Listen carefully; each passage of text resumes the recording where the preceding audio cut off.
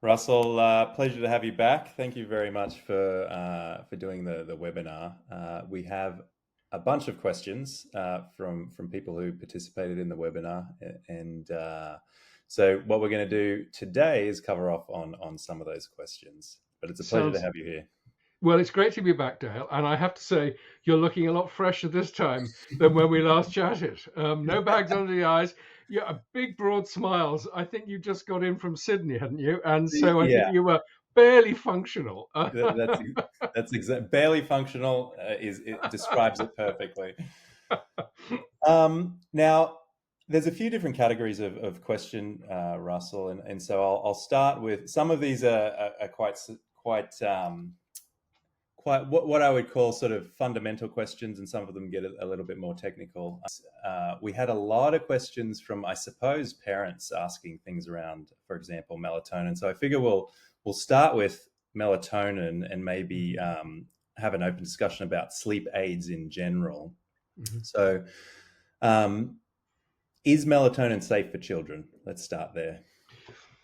Okay, if we go back to the old data on melatonin, people gave grams of melatonin to laboratory rats to see if there was any toxicity, and it seemed to be a very mild, if any effect at all, in terms of toxic poor effects.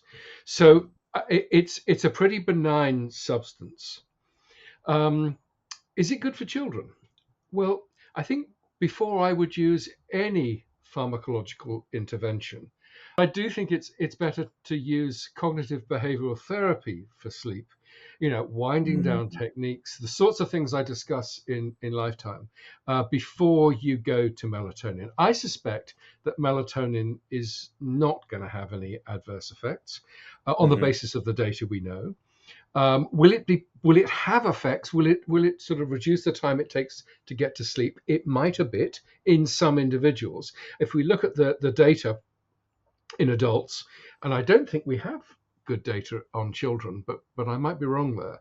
Is that it, lots of studies have been done saying how you can reduce the latency, the time it takes to fall asleep, and some studies have shown no effect at all.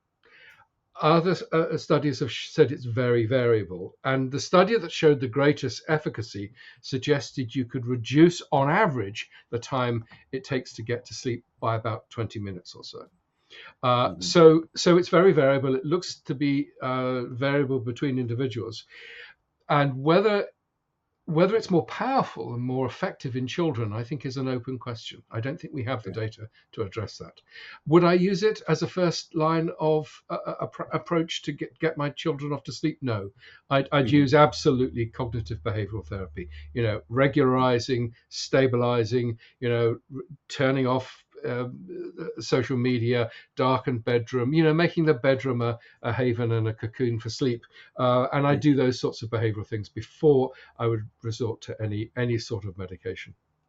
Okay, so that goes for any other sleep aid as well, yeah? Well, yeah, I mean, we don't have anything other than melatonin, and that's why it is so used so frequently. Of Mm. course, what you've got are sleep medications, and Okay. at one end you've got sort of antihistamines that pass the blood-brain barrier. Okay. And a lot of people self-medicate with those. I really wouldn't advise it. So there's data out there that some antihistamines used regularly will increase your risk for dementia later in life. So I would be very cautious. Obviously, you may need an antihistamine for an allergic reaction from time to time, but sustained use I would absolutely not recommend. And then, of Mhm. course, there's all the Z drugs, Zopiclone and all the rest of which I would absolutely not recommend. And it's so important to realize that these are sedatives. They don't provide a biological mimic for sleep. So some of the important things going on whilst you sleep, memory formation, the processing of information, all that stuff is not as efficient if you've got a sedation induced sleep. So Okay. I think most problems can be solved with change behavior. Now, where we do have a real problem for many families is if a child has a neurodevelopmental condition like autism, Hmm. for example, or Hmm. other neurodevelopmental conditions. And there it's really tough. And there's not a huge amount that one can do other than, a stable, regular environment. Many parents absolutely convinced that melatonin will improve sleep in that particular group. The science Hmm. studies suggest that it isn't that effective. Okay. So there may be a placebo effect going on here. Yeah. But as I say, even with really difficult situations, I try and avoid external drugs.